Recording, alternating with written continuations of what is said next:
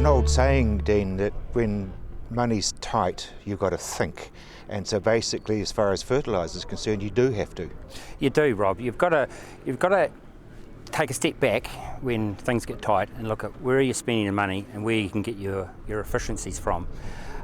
What we're finding out there at the moment is that in these tougher times, having the chance to actually look at your whole business and analyse where your costs are coming in and where you can start to make those efficiencies. In terms of the fertiliser side of it, we see in a lot of cases that there has been over the years probably a lot of excess nutrient that's been applied and hasn't been really used to its full potential, probably because in a lot of cases the whole system, biological system, the soil system isn't able to trap that nutrient and use it efficiently.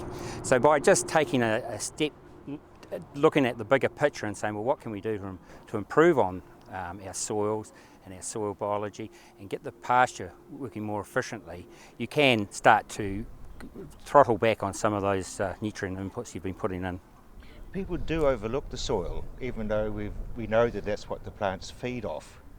Absolutely. I mean, we've got into a habit of really looking at what the plant needs and what the animal needs. But the reality is none of that starts without a good soil.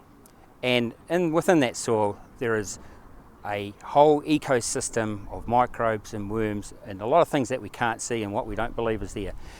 If we start to feed that biology, to look after that biology, to treat it with probably the respect that it really deserves, that's where we can get some really big gains in terms of soil structure, soil profile, nutrient being taken up into the plant more efficiently, and that flows into the pasture quality, the pasture palatability, so that when the animals are grazing the pasture, they're getting the most out of it they possibly can. You'd suggest then that soil tests are vital? Soil tests are a part of the picture, and they are essential. I think one of the most vital things that most farmers don't use is sitting in their shed, that being a spade, is actually go out and have a dig in your soil, see what your soil's doing, see what your pasture root depth is.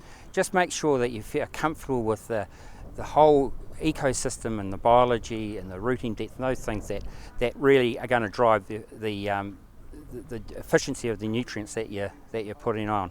So, but soil tests, it's important to maintain those basic macronutrient element levels.